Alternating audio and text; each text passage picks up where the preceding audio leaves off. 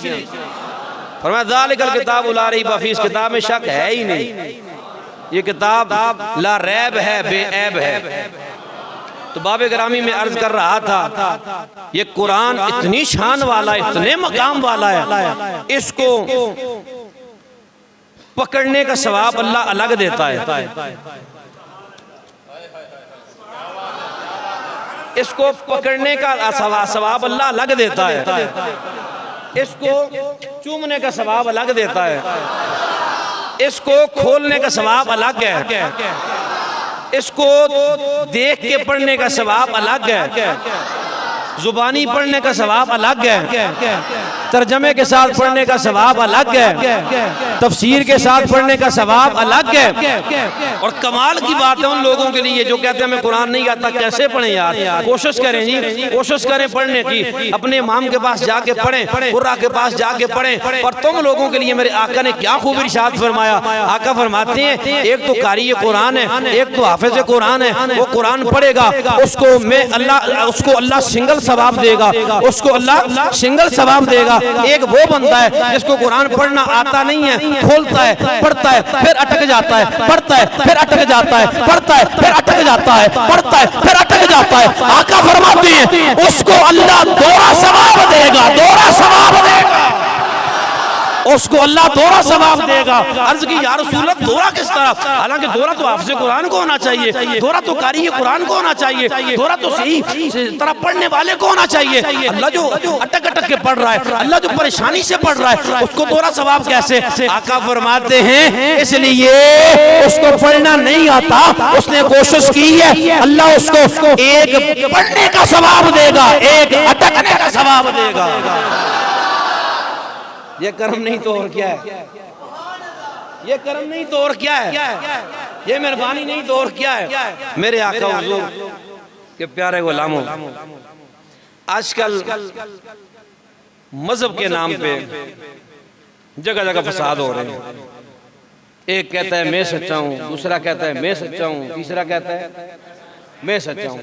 हर बंदा दलीलें पकड़ के बैठा हुआ है, अपने अपने जनाब तुरे शुरे पकड़ के बैठा हुआ है, मैं सच्चा हूँ जी।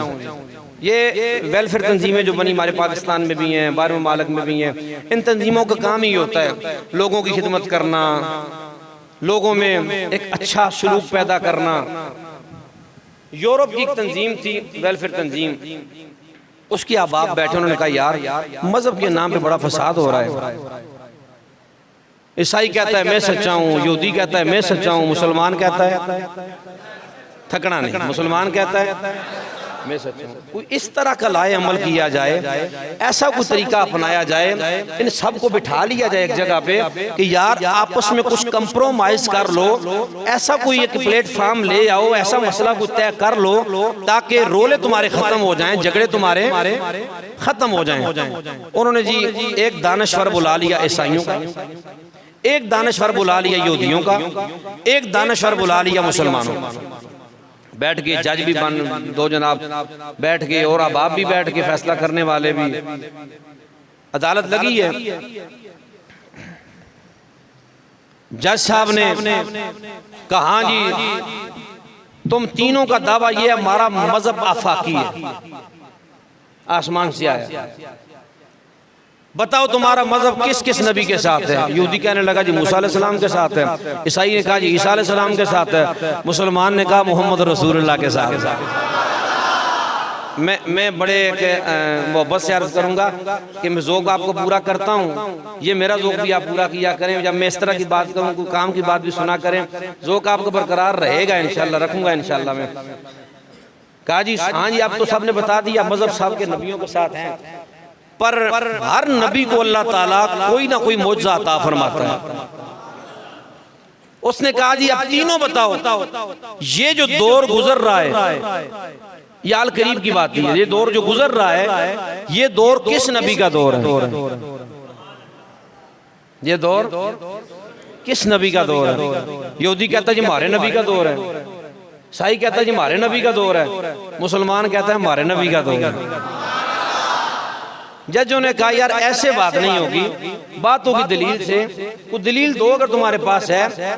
जितना हमें पता है कि हर नबी को अल्लाह ताला एक मौजज़ा अता करता है, मौजज़ा अल्लाह देता है। अगर तो आज अब इस दौर में उस नबी का वो मोजज़ा बरकरार है तो फिर तो उस नबी का दौर है। अगर मोजज़ा नहीं तो दौर गुजर गया, नबी गुजरा दौर भी साथ गुजर गया। ईसाई से पूछा, हाँ जी बोल, खामोश। यहूदी से पूछा, बोल जी, मोजज़ा है अब? खामोश। जजों ने कहा जी अब अगर मूसा अलैहिस्सलाम को वो डंडा में मिल भी जाए जिसके साथ आप मोजे दिखाते थे, सांप बनता, अज़दहा बनता था, हम उससे कुछ चीज भी दिखा नहीं सकते क्योंकि वो नबी के साथ खास था, वो नबी का दौर था तो मोजज़ा था।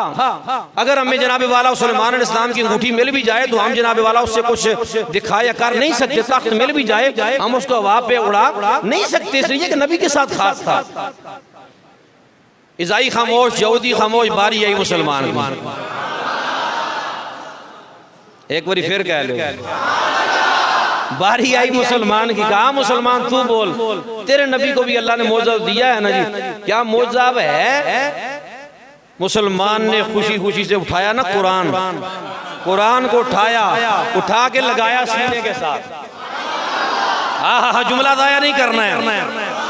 कुरान को उठा के लगाया सीने के साथ और कहने लगा, जज साहब ये कुरान मेरे नबी का सबसे बड़ा मौजज़ा है और ये कल भी मौजज़ा था, आज भी मौजज़ा है, क़यामत तक मौजज़ा रहे।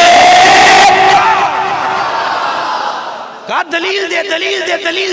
आगे से मुसलमान कहने लगा, जज साहब दलील मेरी ये है कि कुरान, दलील मेरी ये है कि कुरान कल भी दिल बदलता था, आज भी दिल बदलता है, कल भी शान वाला था, आज भी शान वाला है, कल भी अजमत वाला था, आज भी अजमत वाला है, कल भी कुरान अजमत वाला था, आज भी अजमत वाला है, कल भी असर रखता था, आज भी असर रखता है, कल भी हाफिज थे, आज भी हाफिज हैं, कल भी आलिम थे, आज भी आलिम है, कल भी इसको मानने वाले थे, आज भी मानने वाले हैं, कल भी ये तकदीरें बदलता था, आज भी तकदीरें बदलता है। मुसलमान ने कहा, जज साहब इससे पता चला दौर कल भी मेरे नबी का, दौर आज भी मेरे नबी का। अब अगला जुमला आपने बोलना है, एक मैंने बोलना है, एक आपने।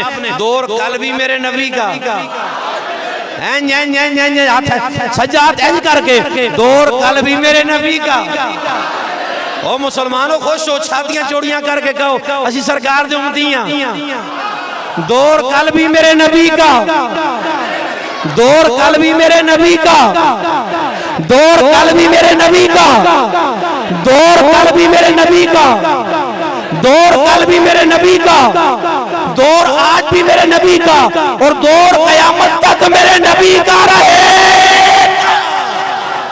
इसलिए कि कुरान के पारों में तेरे नाम का चर्चा है, चांद सितारों में तेरे नाम का चर्चा, कुरान के पारों में तेरे नाम का चर्चा है, चांद सितारों में तेरे नाम का चर्चा, गुलशन की हर एक रंग गुल में तेरी खुशबू है, रंगीन बहारों में तेरे नाम का चर्चा, मौजों की रवानी में, तलातुम के बहार में, खामोश किनारों में तेरे नाम का चर्चा, मस्जिद हो के मेहराब, मिंबर के मुसल्ला, हमको मिला चारों में तेरे नाम का चर्चा। कहता है कमर, कभी फिर उंगली वो उठाए, उंगली के इशारों में तेरे नाम का चर्चा, उंगली के इशारों में।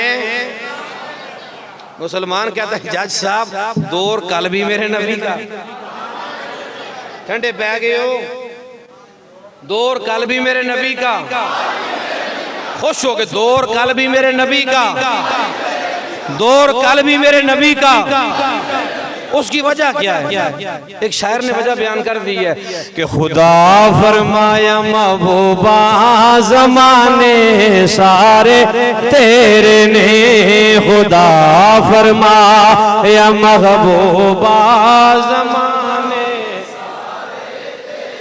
ने, खुदा फरमाया महबूबा ज़माने सारे तेरे ने, अर्श वाले फर्श वाले दीवाने सारे तेरे ने, अर्श वाले